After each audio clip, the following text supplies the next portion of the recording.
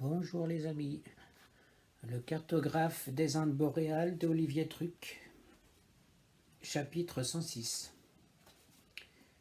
Guerrière immaculée, terreur des hérétiques, priez pour nous.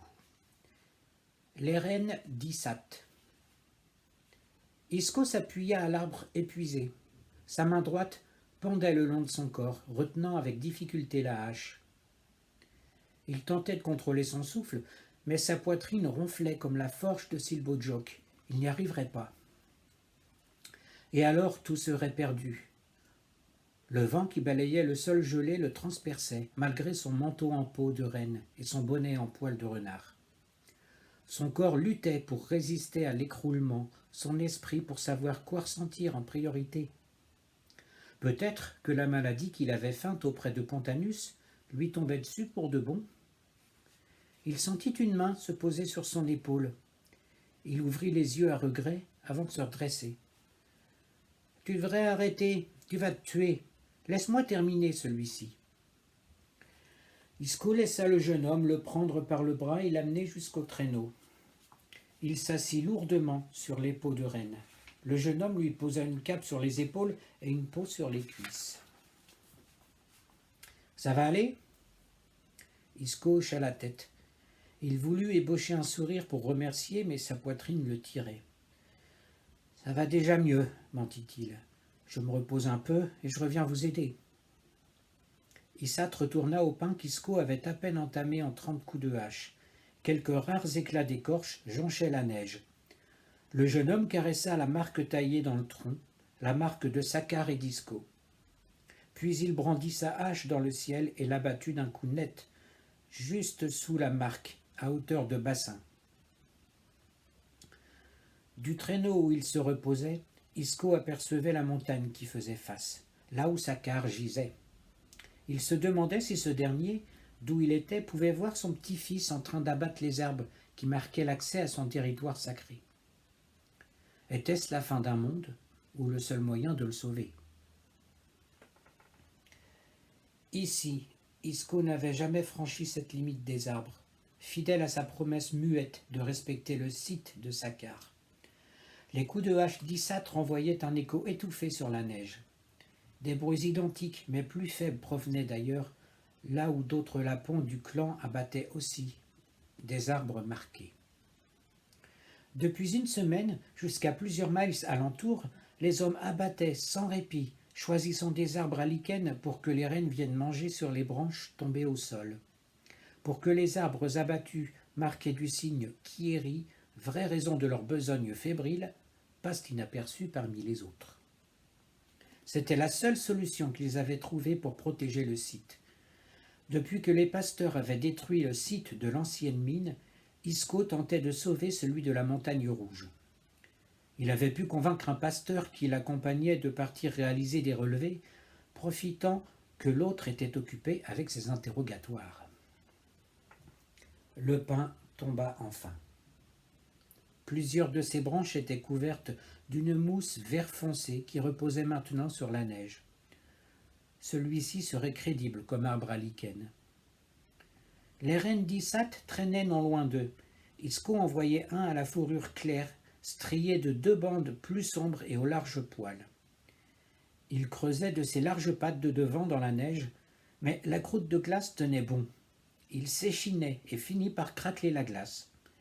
Il fouilla la neige de dessous, plus molle. Isco voyait le museau nerveux, peut-être sentait-il le lichen en dessous. Le renne reprit ses coups de patte dans la neige. Il avait dû tomber sur une seconde couche de glace. Il s'épuisa à tenter de la percer, elle aussi. Autour des rennes plus faibles n'avaient pas la force de passer au travers de ces couches. Issat vient rejoindre Isco. 2 jeunes rennes, qui avaient attendu le départ du lapon, s'approchèrent prudemment du pin fraîchement abattu et commencèrent à manger le lichen des branches. « Tu crois qu'ils tiendront longtemps ?» demanda Isco. « Je ne m'inquiète pas pour les rennes. » Il se tourna vers le sommet de la montagne, au-delà de la limite des arbres. «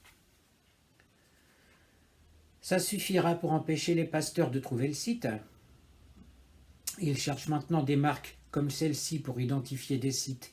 Ici ou ailleurs, ils sont enragés. L'évêque veut cette ceinture plus encore que les anneaux. C'est un trophée qu'il veut pouvoir brandir devant le roi et qui sait, sur les marchés de Laponie. Ils savent tout sur ta famille, son pouvoir, son aura. Pour eux, vous êtes un danger. Ils craignent que vous entraîniez les autres Lapons. Isaac secoua la tête. S'il veut la trouver, il faudra qu'il me tue. Pontanus n'hésitera pas. Mais je n'ai pas peur. Ses yeux se voilèrent pourtant. Je m'inquiète plus pour mon père. Je sais.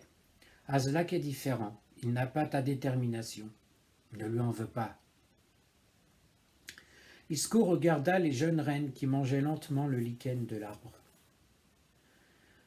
Tu ne peux pas être responsable des faiblesses de ton père. Il posa sa main sur le bras d'Isat.